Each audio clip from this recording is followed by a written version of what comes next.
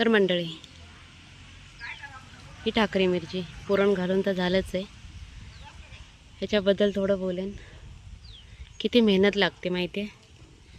रोप काढून, ही जागा सर्व साफ करून, खड्डे काढून, शेणीने खड्डे जाळून, मग त्याच्यामध्ये ही रोपं लावून झाली. नंतर परत गवत काढून याच्यातून खत घातलं गेलं. आणि आता शेवटचं काम म्हणजे त्याला पुरण घातलं. थोड्या दिवसातच आता मिरच्या यायला लागतील. आणि आम्ही उसळी मिरची, सांडगी मिरची हे आम्ही घरच्याच मिरच्यांचं करतो. हे सर्व माझ्या सासूबाई करतात. ते व्हिडिओ मी तुम्हाला नक्की शेअर करेन. सांडगी मिरची, उसळी मिरची, मिरच्या यायला पण लागलेत.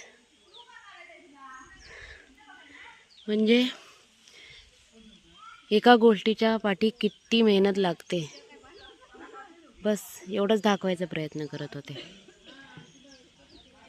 आणि जाऊबाई हे सर्व करतात सुद्धा.